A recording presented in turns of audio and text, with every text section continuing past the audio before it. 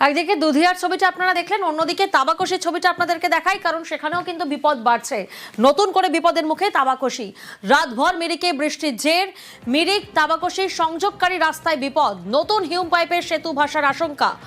রাভাং নদীতে একদিকে জল বাড়ছে, তাতেও চিন্তা বাড়ছে। পার্থ আমাদের সঙ্গে রয়েছেন। পার্থ, তাহলে বিকল্প কোনো রাস্তার ব্যবস্থা?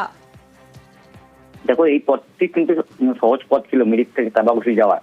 যে গত 4 অক্টোবরে অবিরাম বৃষ্টির জেরে এই লোহার সেতু উড়ে যায়। দীর্ঘদিন ধরে কিন্তু তাবাকশি কাটাপ ছিল, মিরিকের সঙ্গে অনেক ঘুরপথে গাড়ি চলাচল করছিল।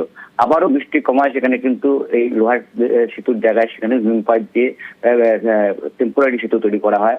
কিন্তু টানা বৃষ্টি চলছে, তাতেই কিন্তু ফুলে ফেপে উঠেছে রাংভাং নদী, পাহাড়ি নদী রাংভাং, এবং তার জেরে কিন্তু এই হিউম পাইপের উপর দিয়ে জল বইতে শুরু করায়।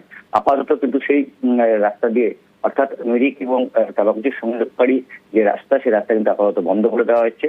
শুধুমাত্র হেঁটে, তাও জীবনের যথেষ্ট ঝুঁকি নিয়ে কিন্তু পারাপার চলছে। তাছাড়া কিন্তু ছোট গাড়ি, অর্থাৎ 2 চাকা মোটর বাইক কিংবা 4 চাকা গাড়ি, সব যানবাহন চলাচল আপাতত কিন্তু বন্ধ রাখার সিদ্ধান্ত নিয়েছে স্থানীয় প্রশাসন।